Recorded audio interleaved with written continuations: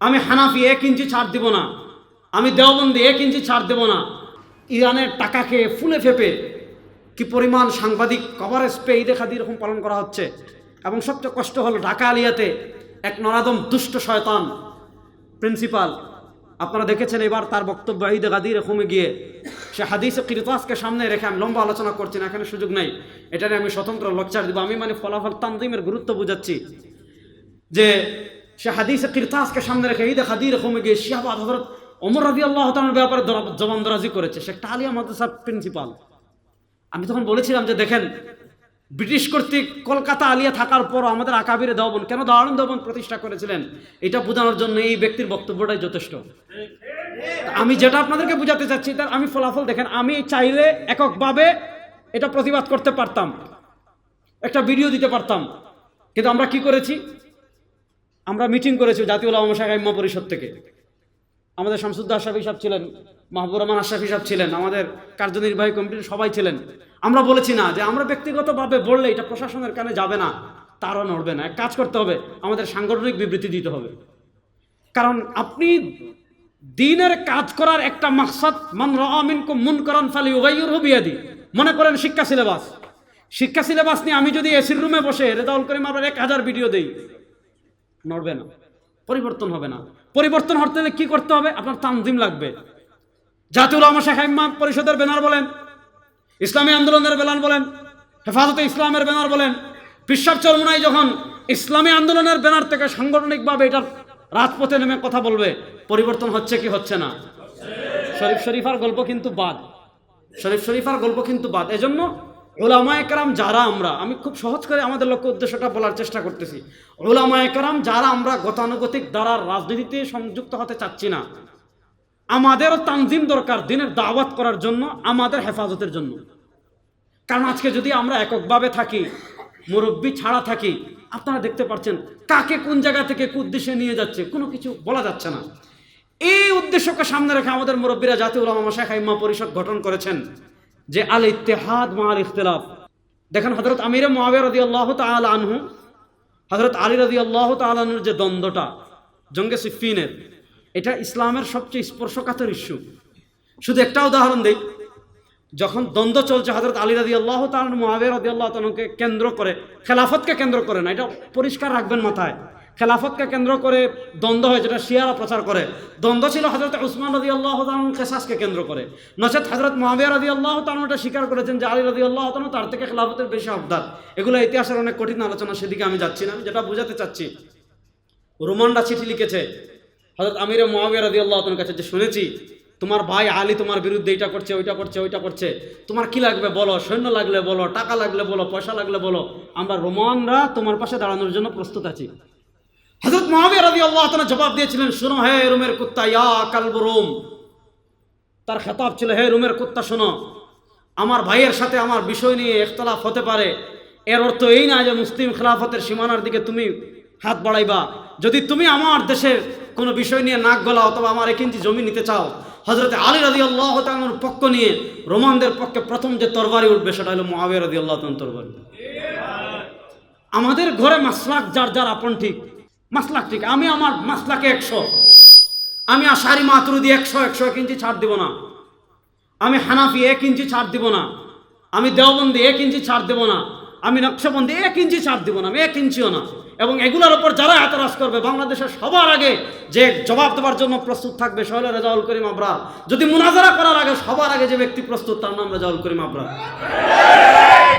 কিন্তু কথা হলো কি, আল ইত্তেহাদ মা আল ইখতিলাফ, আমাদের মাসলাক আপন জায়গায় ঠিক রেখে ইসলামের কিছু বৃহৎ ইস্যু এমন আছে যেগুলোতে আমাদের কালেমা পড়ুয়া মুসলমানদের কোনো দ্বন্দ্ব নাই, সেগুলোতে আমরা কেমনে মিলেমিশে কাজ করতে পারি।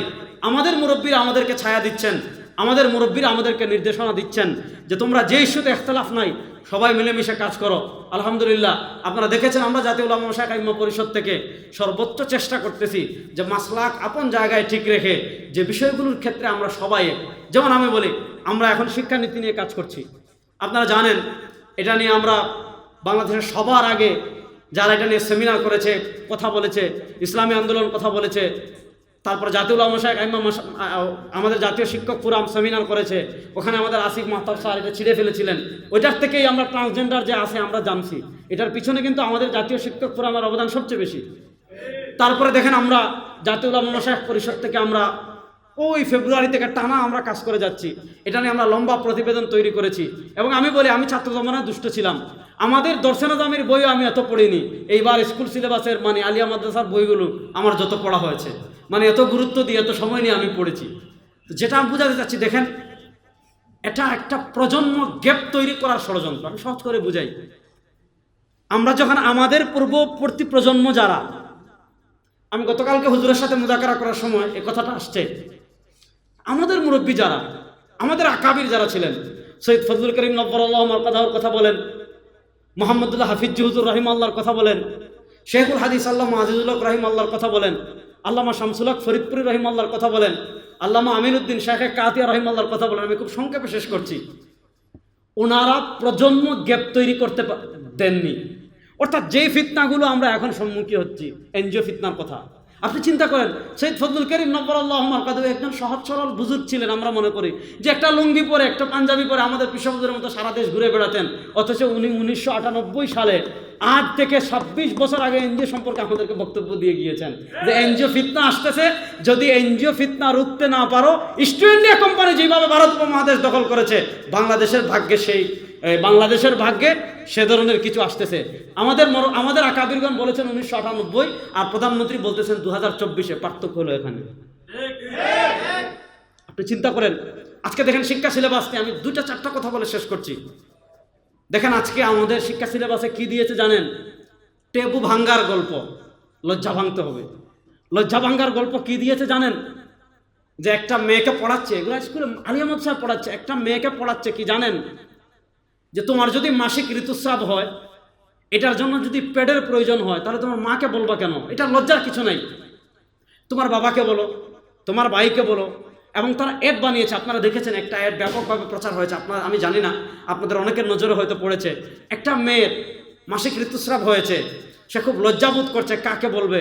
আরেকজন আসা বলছে লজ্জার কি আছে, তোমার গার্লফ্রেন্ডকে ফোন দাও। সে তার গার্লফ্রেন্ডকে ফোন দিচ্ছে যে আমার প্রথম মাসিক ঋতুস্রাব হয়েছে, আমাকে একটা প্যাড নিয়ে আসো। মানে এটা লজ্জা ভাঙতেছে। কারণ কি জানেন? এগুলার সব কিছুর মূলে কি জানেন? ইসলামের একটা অকাট্য বিধানকে হালকা করা। ইসলামের অকাট্য বিধান, কোরআনের অকাট্য বিধান হলো কোনো মহিলা যদি মাসিক ঋতুস্রাব হয়, ওই সময় তার সাথে জৈবিক চাহিদা পূর্ণ করা যাবে না। তারা ওই বিধানকে লঙ্ঘন করার জন্য আজকে টেবু ভাঙ্গার নামে আমাদেরকে অশ্লীলতা আমাদের পাঠ্য বইয়ে, এবং আপনি চিন্তা করেন আমাদের স্বাস্থ্য সুরক্ষা বইয়ে কোড দিয়েছে। এটা স্ক্যান করলে কি আসে আপনি জানেন? এটা স্ক্যান করলে আসে এমন ওয়েবসাইট যেখানে মহিলাদের অন্তর্বাস বিক্রি করা হয়। আবার কোন মহিলাদের অন্তর্বাস জানেন? সাধারণ মহিলা না, যেগুলো ট্রান্সজেন্ডার। এগুলো আমাদের স্কুলের বই। এবং আপনি দেখেছেন গতকাল প্রশ্নে কি আসছে, যে বাংলাদেশের ব্র্যান্ড নগরবাউল, এইটা ওইটা, ওগুলোর নাম আসছে। তো একটা এই শিক্ষা ব্যবস্থাকে ধ্বংস করার মূল কারণ কি?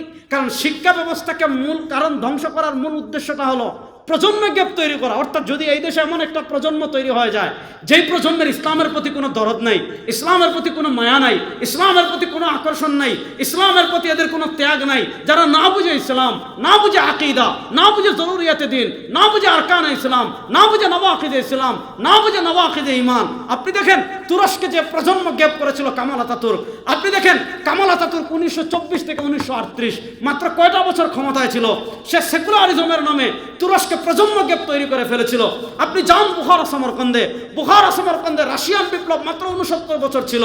সেখানে 69 বছরে কি হয়েছে? একটা প্রজন্ম গ্যাপ তৈরি হয়েছে। অর্থাৎ এমন একটা প্রজন্ম তৈরি হয়েছে, এরা ঈমান জানে না, আকীদা জানে না, দ্বীন জানে না, জরুরিয়াতের দ্বীন জানে না, আরকানুল ঈমান জানে না, নওয়াকিদুল ঈমান জানে না, তাওহীদ জানে না, রিসালাত জানে না। আপনি যান যে জায়গায় ইমাম বুখারী ঘুমিয়ে আছেন, ইমাম মুসলিম ঘুমিয়ে আছেন, ইমাম আবু মনসুর মাতুরিদি ঘুমিয়ে আছেন, হযরত ইবনে আব্বাস ঘুমিয়ে আছেন, ইমাম তিরমিজি ঘুমিয়ে আছেন, হাদিসের হাজার হাজার ইমামগণ যে ঘুমিয়ে আছেন, আজকে সেখানে ইসলাম নাই, সেখানে পর্দা নাই, সেখানে তাসকিয়া নাই, কিচ্ছু নাই। কারণ কি? একটা প্রজন্ম গ্যাপ তৈরি করা হয়েছে।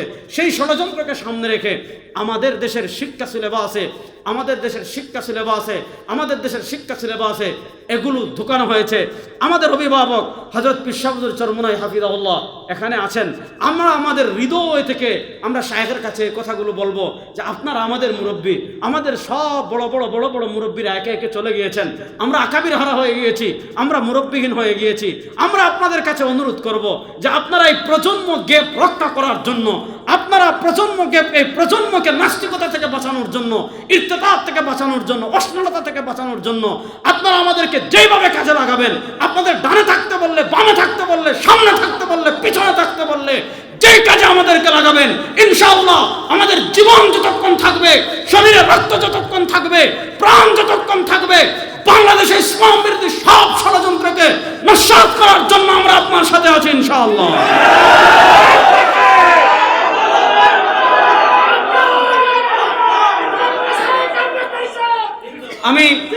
আমি শায়েখকে একাকি বলতে পারতাম, সবার সামনে আরেকটা কথা বলবো আমাদের শায়েখকে, সেটা হলো আমরা জানেন আমাদের দেশের মানচিত্র বিভাজনের ষড়যন্ত্র চলতেছে।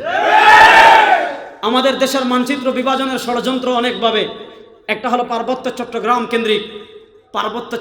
কেন্দ্রিক একটা খ্রিস্ট রাজ্য গঠনের ষড়যন্ত্র। এটা তো আমি বলছিলাম আমাদের আকাবিরগণ, আমি আজীব হয়েছি। আল্লামা আমিনউদ্দিন শাহ কাতিয়া রাহিমাহুল্লাহ একজন বুজুর্গ ছিলেন সিলেটের, সৈয়দ ফজলুল করিম নব্বরাল্লাহু মারকাদাহু এক বুজুর্গ ছিলেন বরিশালের। উনারা বাংলাদেশের দুই প্রান্তে কোথাও। এখন না আপনি চরমনাই, তো আমি যখন প্রথম গেছি লঞ্চে গেছি, পদ্মা সেতু যখন হয় নাই, তো 4-5 বছরের আগের গল্প। এখন না আমরা যেতে পারি। একজন বরিশালের আর একজন সিলেটের সুনামগঞ্জের। ওই সময় ওনারা আমাদেরকে সতর্ক করে গিয়েছেন। ফেদায়ে মিল্লাত আল্লামা আসাদ মাদানী নব্বরাল্লাহু মারকাদাহু বাংলাদেশের সব আলেমদেরকে বলেছিলেন পার্বত্য চট্টগ্রাম কেন্দ্রিক ষড়যন্ত্র হচ্ছে। আমাদের শাহকে আমরা অনুরোধ করব এই ব্যাপারেও, আমাদের ইসলামী আন্দোলন আলহামদুলিল্লাহ সবসময় কাজ করছে, এই ব্যাপারটাও আমরা সামনে রাখবো। আর আরেকটা বিষয় আসছে, এগুলো আমাদের আগামীকালকেও সংলাপ আছে, ওইটা আমাদের ইসলামী আন্দোলন কাজ করবে। তো আমি আপনাদের কাছে শুধু এতটুকু চাইবো, এখানে আপনারা অনেক ওলামায়ে কেরাম আছেন। আমি শুরুতে বলছিলাম আমি ছোট, যে আপনারা যতটুকু পারেন সবাই আমাদের কমিটিতে আসতে হবে বা সবাই আমাদের সাথে থাকতে হবে। এটা আমরা চাইও না, এটা সম্ভব না। দিনের যে সবাই কাজ করতে থাকেন, কিন্তু আমরা একে অপরের সহযোগী হব, একটা অনুরোধ। আর দুটা অনুরোধ হলো, না জেনে বেলা তাহকিক, আমার ব্যাপারে বলেন, কোনো সংগঠনের ব্যাপারে বলেন, কারো ব্যাপারে দেখেন আমাদের দূরত্ব এবং তিক্ততা তৈরি হওয়ার একটা বড় কারণ হলো আমরা না বুঝে কথা বলি, না জেনে কথা বলি, বেলা তাহকিক কথা বলি। আমরা কারো ব্যাপারে কোনো কথা বলতে গেলে ইয়াকুম ওয়াজ্জান, ধারণা না করে বেলা তাহকিক কোনো কথা বলবো না। আমরা যেন পরস্পর কাছাকাছি আসতে পারি। আমি সবসময় বলি, আমাদের বড়রাও সবসময় বলেন, ঐক্য মানে এটা না যে সবাই এক চেয়ারে বসে একটা কমিটি করতে হবে। বাংলাদেশের বাস্তবতা হলো আপনি কমিটি করলে এই ঐক্য থেকে অনৈক্য আর বিশটা তৈরি হয়। এজন্য আমরা উলামা মাশায়েখ আইম্মা পরিষদ যেটা করতেছি, যে আমরা ইস্যুভিত্তিক কাজ করব। যখন জাতীয় পর্যায়ের কোনো কাজ আসবে আমরা সবাইকে ডাকবো। এখানে না বেরলবি, না আহলে হাদিস, বাংলাদেশের লামাজাবিদের বিরুদ্ধে সবচেয়ে বেশি যারা কাজ করে তাদের ভিতরে একজন শামসুদ্দৌলা আশরাফী আর একজন রেজাউল করিম আবরার। কিন্তু আমরা দেখিয়েছি শিক্ষা বিষয়ক কাজে যখন আমরা কাজ করেছি, আমরা আব্দুল্লাহ ভাইকে খবর দিয়েছি, ভাই আপনি আসেন। আমরা এনজিও বিরোধী যখন কাজ করেছি, আমরা প্রফেসর মুখতার সাহেবকে রেখেছি। আমরা দেখেছেন কিছুদিন আগে আমরা এনজিও বিরোধী যে করেছি, বেরলৌইদের হাসান আজহারি সাহেবকেও রেখেছি। কারণ যদি এই ইস্যুতে আমরা সবাই একমত হয়ে যাই, বাংলাদেশে ইসলামকে পরাজিত করবে এমন কোনো বাপের বেটা নাই ইনশাআল্লাহ। আল্লাহ রাব্বুল ইজ্জত ওয়াল জালাল আমাদের সবাইকে এক এবং নেক হয়ে থাকার তৌফিক দান করুন। আল্লাহ রাব্বুল আলামিন আমাদেরকে ভাই ভাই হয়ে দ্বীনের কাজ করার তৌফিক দান করুন। যে ভুল ত্রুটিগুলো আমাদের থেকে হচ্ছে, আল্লাহ আমাদের সবগুলো ক্ষমা করে মিনহাজ আলা আমাদেরকে নববী তরিকায় আমাদের সবাইকে কাজ করার তৌফিক দান করুন। আমিন। ইন আসাবতু ফামিনাল্লাহি ওয়া ইন আখতাতু ফামিন্নি ওয়া মিনাশ শাইতান। সুবহানাকাল্লাহুম্মা ওয়া বিহামদিকা আশহাদু আল্লা ইলাহা ইল্লা আনতা আস্তাগফিরুকা ওয়া আতুবু ইলাইক।